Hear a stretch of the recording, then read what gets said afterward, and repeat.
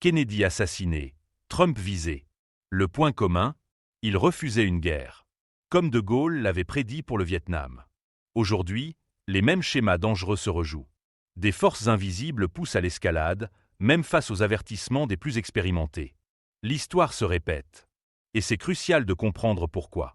Donc ça a été une défaite très humiliante, comme avait dit Charles de Gaulle à Kennedy à l'époque, qui ne voulait pas rentrer dans cette guerre. Je vous rappelle que Kennedy a été assassiné notamment, entre nombreuses raisons, parce qu'il ne voulait pas rentrer dans cette guerre.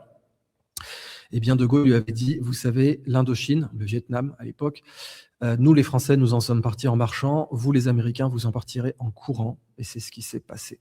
Les Américains en sont partis en courant. On se rappelle des images des hélicoptères, des Huey, comme ça, des femmes vietnamiennes qui avaient eu un enfant avec un soldat américain, qui donnaient leur enfant, qui tendaient leur enfant sur le toit de l'ambassade américaine pour qu'il soit pris dans les hélicoptères avant qu'ils partent.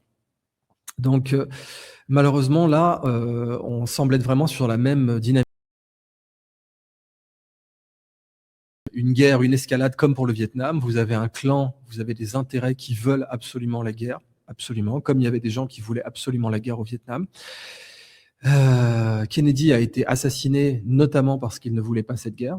Il y avait plein d'autres raisons, notamment le programme nucléaire israélien, absolument, mais ça, c'était un des enjeux les plus importants.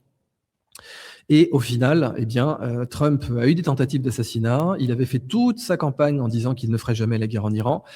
Là, pareil, hein, si les patriotes sont en contrôle, il faudra m'expliquer, donc, bien sûr, pourquoi Ken démissionne. On peut dire, oui, mais Ken, il démissionne parce que c'est une fausse bataille. Très bien, mais il y a aussi J.D. Vance. Alors, pourquoi J.D. Vance, il ne fait pas une fausse bataille aussi ? Pourquoi J.D. Vance, qui était complètement contre cette guerre ?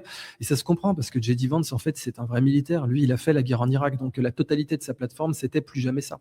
La totalité de la plateforme électorale de J.D. Vance, comme colistier de Trump, c'était « j'ai vu ce qu'était la guerre en Irak, et je n'ai pas envie de faire la guerre en Iran ».